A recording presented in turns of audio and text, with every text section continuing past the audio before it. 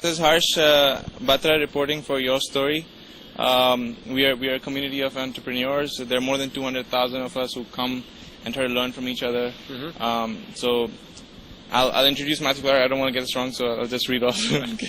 Matthew Clark is Senior Director, Startup Engagement for the Strategic and Emerging Business Team, Microsoft. So, is that right? That's correct. You've got it. Okay. So can you give our viewers a brief of exactly what you do? Yes. So I work with a team that tries to help startups globally. Okay. Microsoft is a partner-based business. That means that we do well when partners do well. They are the ones who sell our software. They are the ones who make great, new, interesting applications and solutions using our tools. And so it's very important that we find the next generation of startups and help them succeed. So the team that I work for is based in Silicon Valley, but also in Seattle, Washington. And we work with teams abroad to basically ensure that startups can be using our technologies and getting the support and visibility they need to succeed.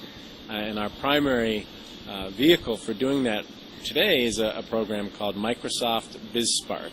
And that is a program that any startup globally that is 3 years old or less, making software or software as a service, and has less than about annualized revenue of about $1 million, some local variations, can be a member of Bizspark and get our tools, and if they're a web-based business, our production licenses for no cost for 3 years. Fantastic. A lot of the growth which is coming today is because of the internet and web-based businesses. And here's a question from my side.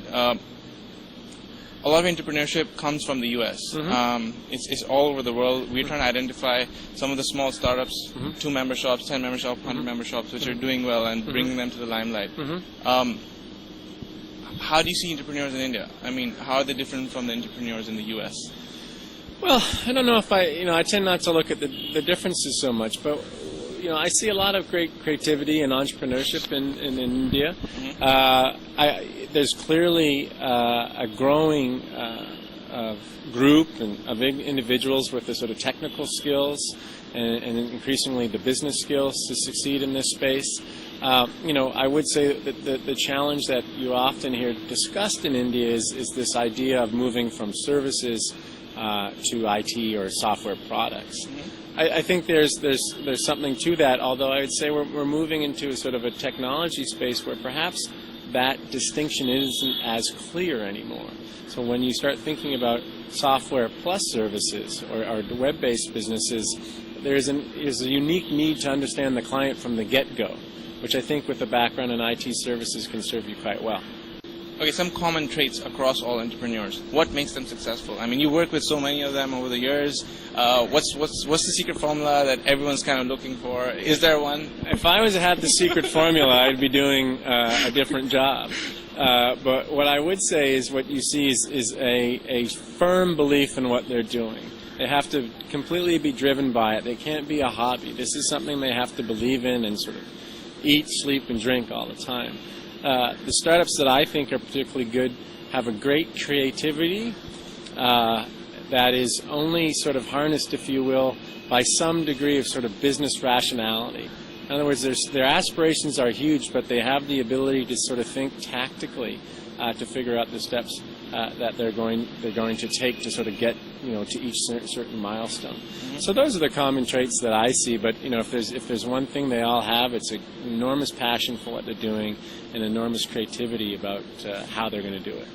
So we hear that word passion a lot. So here's if you had 2 entrepreneurs and you had to invest in one, okay?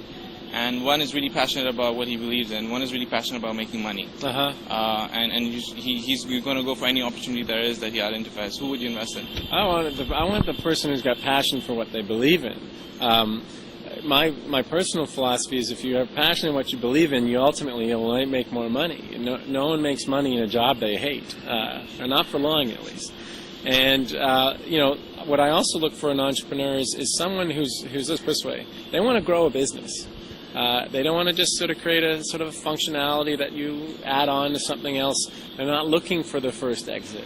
They want to grow a business, and they understand that having an exit at some point is a distinct possibility. But if someone's looking to get rich, I think they've got their priorities backward, because you can bet being a startup is what we say in North America. It's craft dinner and Gatorade for quite some time. You know. Okay. All right. A couple of last questions. Sure. Not all entrepreneurs are kind of business-minded, or they don't have all the skills. Yeah. I heard you talk inside about how it's become more transparent today. Everyone's, outsourcing, Yeah. and they're getting people with the right skills into the team. Mm-hmm. Does an entrepreneur really need to know everything, or is it just the passion to make it work? No, well, it has. That's the core. You need to have the passion to make it work. I think the entrepreneur doesn't need to know everything, but they need to know what they don't know. That sounds sort of Socratic, but it's having the humility to know that there's certain things you can't possibly know, and who and when you should bring them in. I would say when you look at the broader growth of startup ecosystems, it's having the ability of individuals to fill the gaps, not sometimes even formally, very quickly and very cost effectively, that allows the startup ecosystem to continue to thrive. If I'm a web-based business that's in the retail space and I have to struggle to find someone who's had some experience in that area, I'm going to stall. My startup's going to have difficulty. If in contrast I'm in an ecosystem where with just a simple click of my mouse I can identify that individual, or a quick IM to a friend, that's going to make life a lot easier. And indeed, if there's anything that distinguishes the Valley in the U.S., it's just how simple it is for people to connect and find the knowledge they need to have a real go of it. Okay. Lastly, if you want all of us to take just one thing, out of this interview, what one advice would you suggest every entrepreneur who's trying to make it through his passion? Don't give up. Failure is the nature of the business in startups. You have to be prepared to accept it. You need to understand that it's part of your learning process. Try to avoid it, but understand it's a distinct possibility and there's no shame in it. You have to believe in what you're doing. You have to be committed to putting the long hours. And, the irony is putting in long hours and grinding it out is often not associated with lots of pleasant and happiness. But the reality is, I think you'll talk to a lot of startups, and whatever happens to the startup, they look back and think that was probably some of the more exciting times they ever had.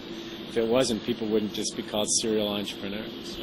Do you consider yourself an entrepreneur? I have a deep appreciation for people who do this. You can't not marvel at it, especially when I travel internationally. It's hard enough to be a startup in the Valley. It shocks me how difficult it can be in some ecosystems. I had once my own consulting business and recall the sort of nights with your head in your hands wondering, what have I done? And things were fortunate enough to work out for me, but having those experiences, you know what it takes, and to see that in young people and old people in places like Mumbai or Johannesburg, that excites me, and I kind of just feel compelled to see what I can do to help them. And the beauty of being in a company like Microsoft and having a program like Bizspark and all the things we plan for it is that I get to do that. So am I an entrepreneur? No, but boy, I have a great job. Awesome. Great. Thank you so much. Pleasure meeting you.